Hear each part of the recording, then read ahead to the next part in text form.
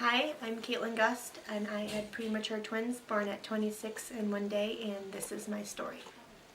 At 24 weeks and 2 days, I tested positive for severe preeclampsia.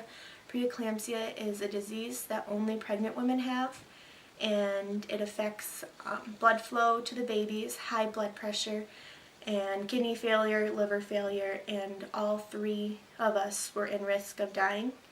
They gave me steroid shots to try to keep them in, and if we could keep them in, bulk up their lungs, because lungs are the last things to develop on babies in the womb. They normally don't develop to 36 weeks to be able to breathe 100% on their own.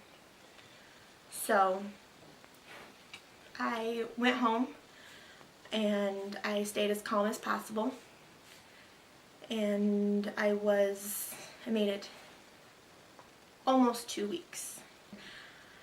I was sitting in bed, my husband came home from work about midnight, and I just felt weird.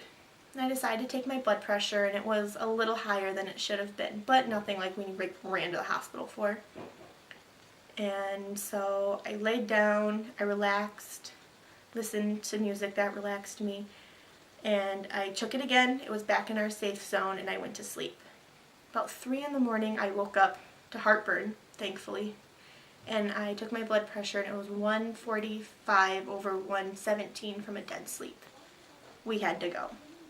So we drove to Mott's Children's Hospital in Ann Arbor, and the hour drive that we took, my blood pressure was 194 over 127, just within an hour. I was admitted, and at that point my liver and my kidneys were failing. My doctor came in and said the blood flow to Amelia had become too little and that she was dying, and that if we wanted her to live, she needed to come now. I was prepped for surgery in like 30 minutes. That's all we had. Henry came first. He came at 2:06 p.m. and Amelia next at 2:07. She was born, and there was this big awe. And I asked them what all the awing was about, and this little tiny baby came out kicking and screaming.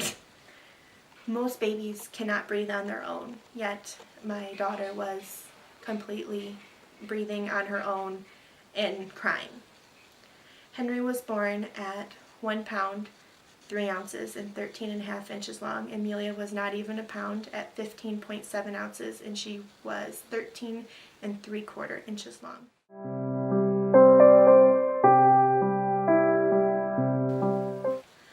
Henry had to be intubated right away. Amelia went on to what they call bubble CPAP. I remember walking into this room, and they told me there was going to be lots of beeping, but not all the beeping was bad.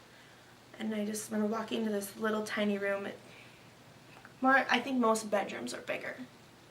And there was screens and monitors, and I can't even describe to you all of everything in this room. It's so overwhelming. And of course, the first room I went into was Amelia's, and her room had no window, and you felt like this energy of just, there's no words. The energy of the NICU, what it brings you.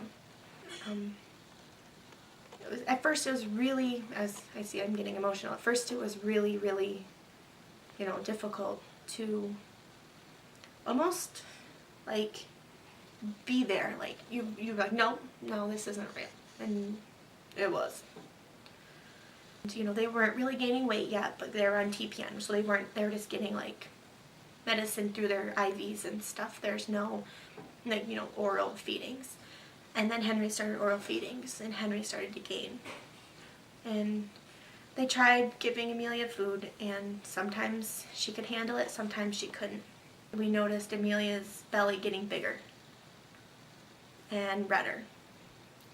And they would do x-rays on her belly, and everything looked okay. And it got bigger. And it got bigger. And it got bigger. I think she had 5 x-rays a day. On a Monday morning, I got a call about 5 in the morning at the Ronald McDonald House asking for permission to give my daughter surgery. Good morning to you too. It's your first Like, what? Like, no, she's less than 2 pounds. You're gonna give her surgery? Like, yeah. Of course you agree to it. I mean, what else are you going to do? And I ran over to the hospital.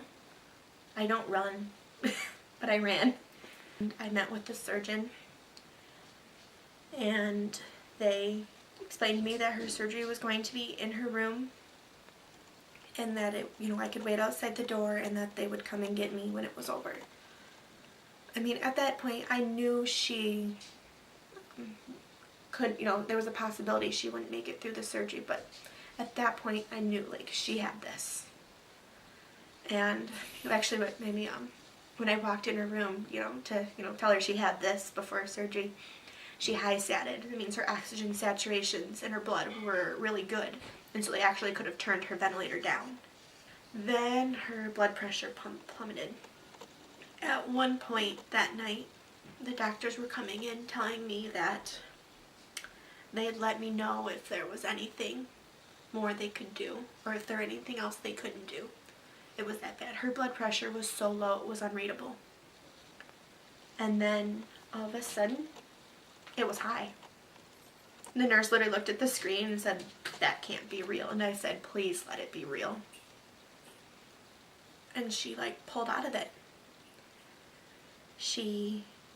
For 2 days, she really started to look like she was going to make it through it.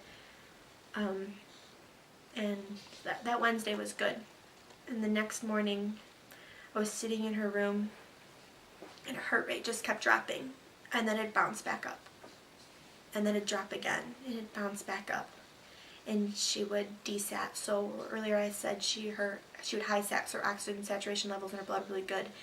They'd go down, and they had her maxed out on her ventilator at this point, and yet she kept desatting, and she wouldn't come back up, or if she did come back up, it was very, very slow. It was another one of those, is my daughter going to make it the next 5 minutes? We stayed with her again that night, and the next morning she was still at 100% maxed out on the ventilator, and they had to get an x-ray. And when they lifted her to put her on the board to be x-rayed, she desatted, and she never came back. Sorry. And they asked me if I wanted to pull the tube, and I said no. I wasn't giving up. But also that if she was going to go, we had never been able to hold her. She was too little and too fragile. And so if she was going to go, I wanted the opportunity to hold her. If she was going to die, it was going to be with me. I don't think the doctors thought we had an hour, and we ended up having 6 hours. Turns out she liked being held, and for a little bit her oxygen saturations actually came up, and her heart rate came up. And doctor came in and said she was really close, and my husband and I chose to take her to Henry to have this god-awful picture of the 4 of us, which, I'm bawling my eyes out, and, Henry's in an isolate, and Amelia's nearly blue, but all 4 of us are in one room. And so,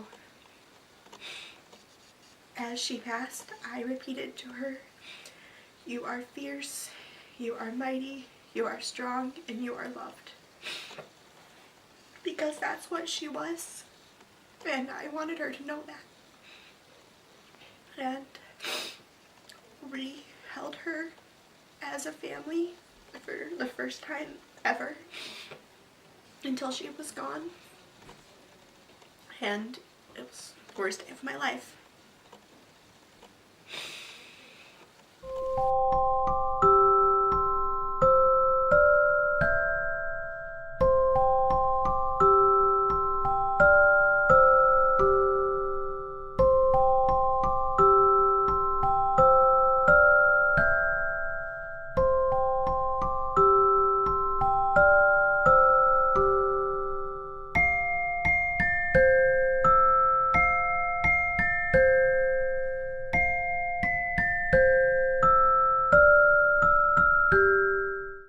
So, this is Henry.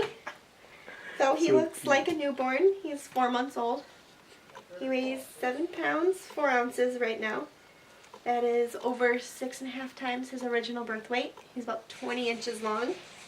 We have to be very careful with who we let around him. And we ask, most people don't get to hold him. His grandparents, a few of his aunts and uncles. But we just have to be really careful with germs because if he were to get sick, he'd go back into the hospital and probably need to be reintubated and we'd have to start over. But he's doing pretty good. See, we tell everybody 3 feet, and everyone's getting hand sanitizer for Christmas. He's happy, he's healthy, he's nearly a normal baby. And that is our story. Oh my God.